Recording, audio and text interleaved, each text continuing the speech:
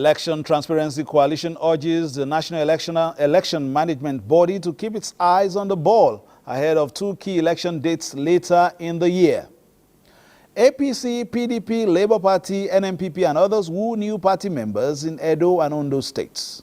Also on Political Update today, River State politics, the formalities and the abnormalities. We have these and more on our lineup.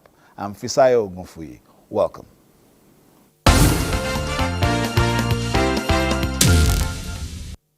In the course of the week, we learned that President Bola Tinubu is now to consult further with sub-nationals and other relevant stakeholders in order to come up with an acceptable and sustainable new minimum wage. This is part of the decisions at the Federal Executive Council meeting in the course of the week, specifically on Tuesday.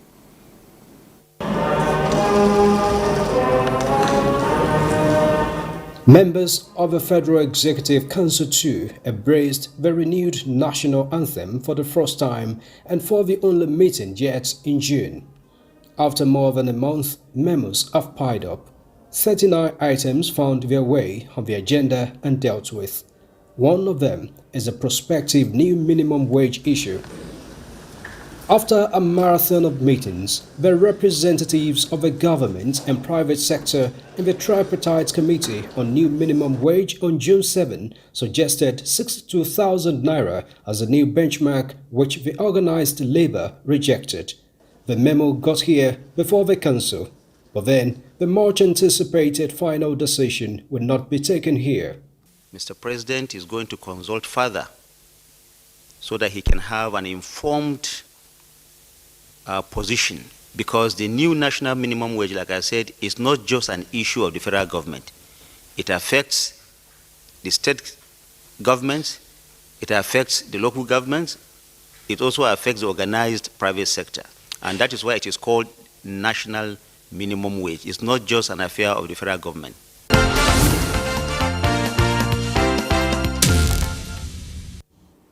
On election matters now, Election Transparency Advocacy Coalition has advised the Independent National Electoral Commission, INEC, not to be distracted by political matchings of fake news and division who are desperate to bring the commission to disrepute. Spokesperson of the coalition, Johnson Kolawole, made the comments during a peaceful solidarity protest to INEC headquarters in Abuja. They should stop blackmailing INEC. INEC is working. Our electoral system is what? Working. And we are here to support what? INEC. They should allow our election to be mature, because INEC is what? Working. And we are here today and we stand with what? INEC. We stand with what? INEC. We stand with what? INEC. Meanwhile, the Federal Capital Territory Area Council election for chairmen and councillors was conducted in February 2022, and 2 weeks later, former President Buhari assented to the 2022 Electoral Act, where the new act reviewed the tenure of chairmen and councillors from 3 to 4 years. However, this amendment in the tenure has generated reactions from political parties, legal firms and civil society groups. And for the Inter-Party Advisory Council, there's need for clarification. To the Commission for first-hand information about the state of the status of the tenure of the elected officials in FCT, and that is why we are here. In the exercise of its powers as the lawmaking body for the Federal Capital Territory, the National Assembly extended the tenure of the area councils from 3 to 4 years, thereby aligning it with executive and legislative elections nationwide. This is one of the important provisions of the Electoral Act 2022. The Act came into force on Friday, 25th February 2022, 2 weeks after the last area council elections in the FCT. By the time the elected chairman and councillors were sworn in 4 months later, on 14th June 2022, they took their oath of allegiance and oath of office on the basis of the new Electoral Act, the Electoral Act 2022, which provides for a 4-year tenure. Consequently, their tenure expires in June 2026. With the 2022 Electoral Act, the FCT Area Council elections will come up in 2026, and INEC says it's too early to release a timetable. Now to Rivers State. Rivers State Governor Similaye Fubara has appealed to members of the National Assembly to support state governors in defending democracy in order to avoid breakdown of law and order. He made the appeal while receiving in audience members of the Senate Committee on Privatization and Commercialization in Government House, Port Harcourt. Because you can't come here and own our property when we have the resources to have shares or to acquire some portion of it. So please, if there is anywhere you can support us, if there are anyone that are still available, let us know and let us get the details so that we can own it. It is only when we own it, that is when those things are protected. It is only when we own it, that is when those things become viable to the state and also become viable to the Federal Republic of Nigeria. I want to thank you because you look a very peaceful man. You have first show a peaceful man. Continue in that manner of peace. There's nothing like peace. Let people who are eating with this problem stop eating with it.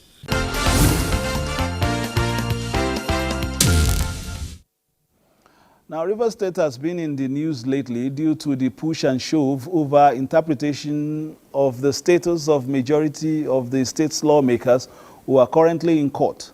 Nevertheless, a speaker presides over the state assembly members, numbering just 3 if you include the speaker. Rivers State Assembly correspondent Nkiru Onyejesi will be joining us in the course of this program, hopefully when she's on. And of course, we also have Barrister Isaiah Kanwi, a constitutional lawyer. But while we're getting that said, let's quickly take one more story before we go to the discussion. The Advisory Committee of the People's Democratic Party in Katsina State is urging the National Working Committee of the party to take immediate measures to resolve all complaints about the general conduct of the upcoming congresses and running of the affairs of the party representatives of the Kaduna State chapter of the party, while the national headquarters in Abuja to convey their grievances. The current caretaker committee of the PDP in Katsina State was constituted on the 17th of April 2024 by the National Working Committee of the PDP. The party's advisory committee in the state, led by a member of the caretaker committee, however, believes that there is a disconnect between some members of the caretaker committee and the chairman, Musa Karim. Since the period of preceding the 2023 general election, there has been divisions among the ranks of leaderships and fellowships of the party in Katsina State. They disclosed that they have collated about 7,101 members willing to purchase membership forms to participate in the upcoming congresses, but have been deprived access to purchase of the forms. Major reason why they were at the national headquarters in Abuja, only to be informed that the forms are already with the caretaker committee chairman about 3 weeks ago. They therefore appealed for the intervention of the National Working Committee.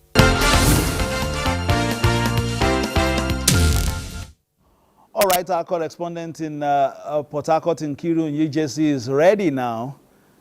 Nkiru, if you're there, thank you very much. I can see you. Nkiru, you've been monitoring activities at the State House of Assembly. It seems as if 3 is even more than a crowd. Is it up to a quorum? And now is the activities being run as far as the State Assembly is concerned in Rivers? Hello and welcome to Port Harcourt, CIO. I'm sure you're aware of the activities for the past months that has been happening in the House of Assembly. But the new speaker, Okojombo, emerged in May as the new speaker, and there are only 3 members presently in the Rivers State House of Assembly. Victor Okojombo as a speaker, and we have our Dolphus Timothy as a deputy speaker, and we also have Sokari Goodboy Sokari as the leader of the house. Now, we're aware that a few months ago, or a few weeks ago, that the caretaker committee chairmen were sworn into office. after the expiration of the former local government chairman. Presently, the security personnel in all the 23 local government areas manning the gates of the councils because of protest by different former local government chairmen.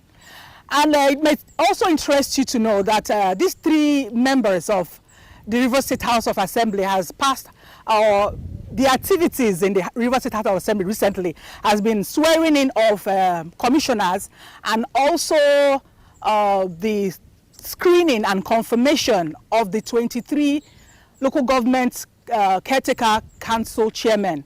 So far, that has been the activities of the River State House of Assembly.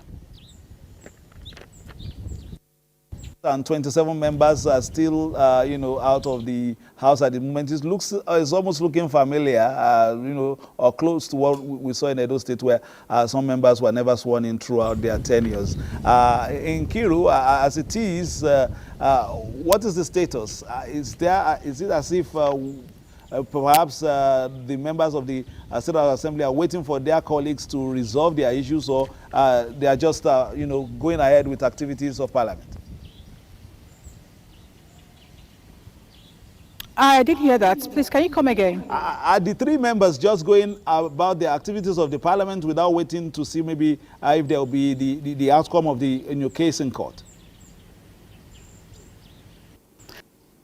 3 members, I don't think they are doing that.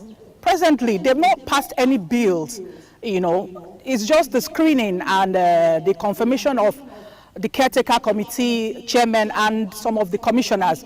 For now, no bills have been passed, and we don't actually know what to expect from the River State, the 27 lawmakers that are defected to the APC. They said that their status, will be determined by the court. They said that there was nothing like that, but I mean that's their position. But let's ask about the situation in those local governments. Have the gates been thrown open now, and or is still under lock and key? Are they all still under lock and key? They are still under lock and keys. The local government councils. They were barricaded by police officers, I guess, from directive from the Inspector General of Police. You also, I'm sure you're also aware of the protest by Obiakpo former lawmakers, that happened last week. And there was also an explosion in the Hotel Presidential during that protest. Investigation is still ongoing. So I just wanted to find out whether, as of today, maybe the gates have been thrown open. Thank you very much for your update, Nkiru EJC from Port Harcourt. Hopefully, we'll get the barrister, constitutional lawyer from Rivers State in the course of the program. Moving on now, the People's Democratic Party has inaugurated its campaign councils for the upcoming Edo and Ondo State governorship elections. The Edo State governorship election is slated for the 21st of September 2024, while Ondo State's election is fixed for November 16, 2024.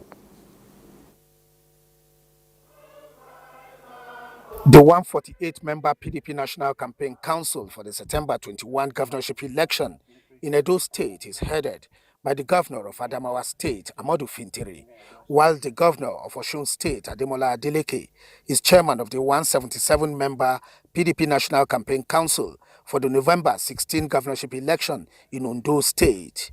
Governor Ademola Adeleke was represented by his deputy, Kola Adewusi, at the inauguration ceremony. We are going to put everything within our reach to ensure that we deliver our candidate in Edo and Ondo.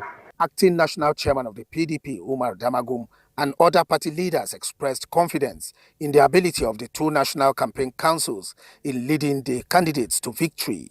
We'll give you all the support and we'll be there for you. Edo is already ours.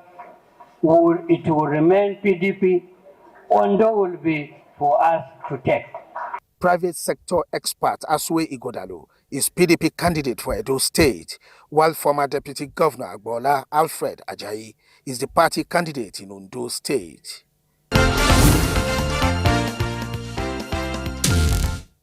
All right, Barrister Isaiah Kanwi is a constitutional lawyer from Port Harcourt. Barrister, can you hear us?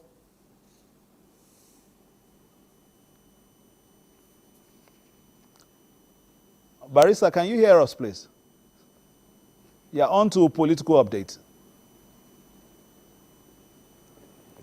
All right, while we wait for connection for Barrister Kanwi from Port Harcourt, we'll take a story from Lokoja. The secretaries to governors of APC-controlled states have been told that they have crucial roles to play in ensuring the president's renewed hope agenda is realized. Kogi State Governor Ahmed Usman Ododo emphasized this point during the quarterly meeting of secretaries to the governments of APC states in Lokoja.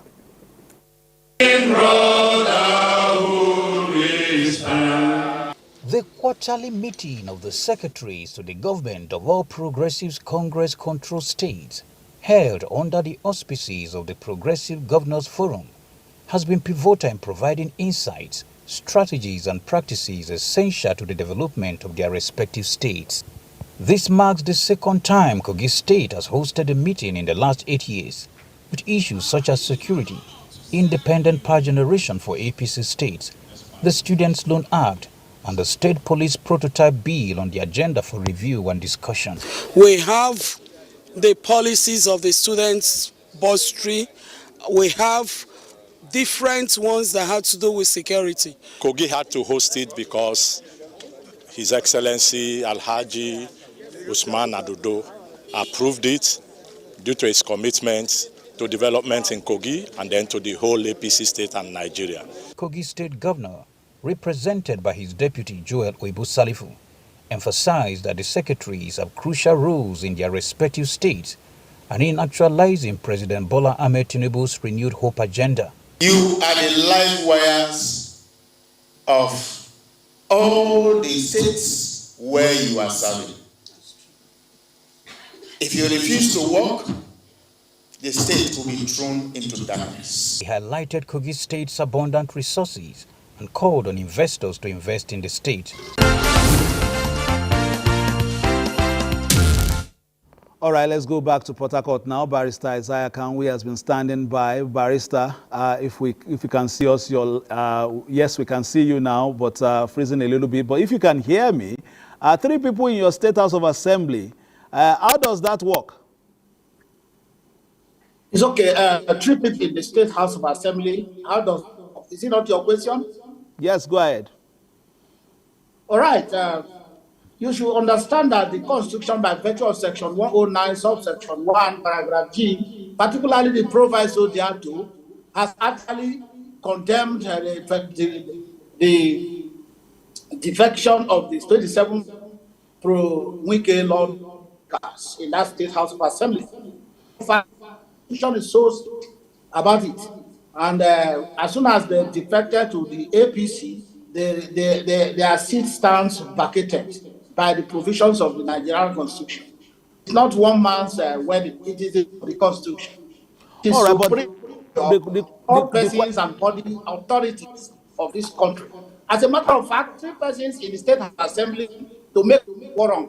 I think the proper thing is this. Since the Nigerian Constitution provides for the vacation of those defectees, and that the INEC has not conducted any election or by-election, the proper thing is that the doctrine of necessity will be invoked to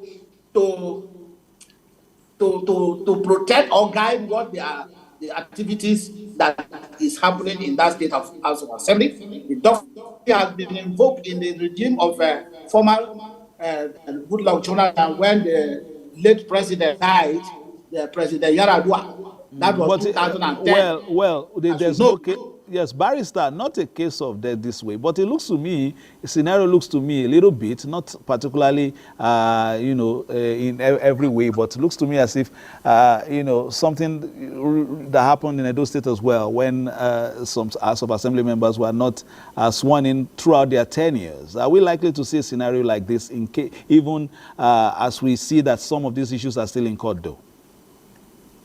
Okay, if is happening to that state, all the same. But what we are trying to say is that once the case is still in court, parties must maintain status quo antebellum. So, and the status quo antebellum is to the effect that once the judgment of the court against the pro-Wike's group, it is presumed that they must obey the court order.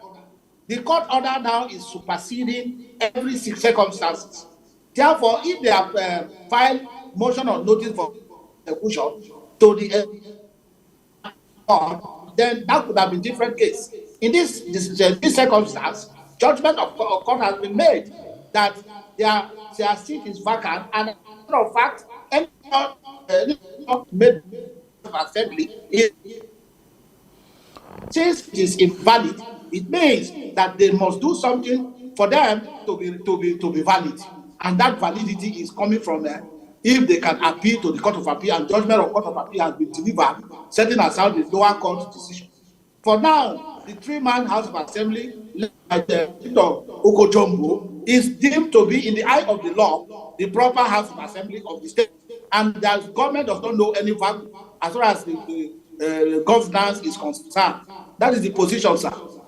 Thank you very much, Barrister Kanwe. Unfortunately, your line is breaking. I hope that your picture that we got does you justice. Thank you very much for your intervention. But hopefully, these conversations will continue. I was going to ask you about the status of the local government secretariats as well, but our correspondent in Kiru, New Jersey, says they are still under lock and key, and the workers have not, particularly resumed because of, the push and shove and some acts of, public disturbance that we saw last week. But what is the status now? When are workers expected to resume at the secretariats?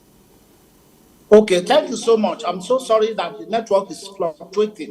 It's epileptic. I don't know whether you can get me right now. I can get you. Go ahead. We can hear you now. Okay. Go ahead. Oh, okay. I think what is playing out at Rivers State, in the Rivers State, at all the local government secretaries is quite unfortunate in the eye of rule of law and the constitutional democracy, which we pride ourselves of. In the constitutional democracy, I think to do is that there are what we call the rule of law and the doctrine of separation of powers. I'm afraid, barristers, we have to apologize. This is the best we can take. The network is not so good, but we will promise to bring you back to share your thoughts as to the status of what is happening in your state. That has been Political Update for today. Thanks for watching. We will be on again on Tuesday. Between now and then, please play your politics for the greater good and keep it locked on Nigerian Television Authority for news, views, reviews, previews, and interviews. Bye-bye now.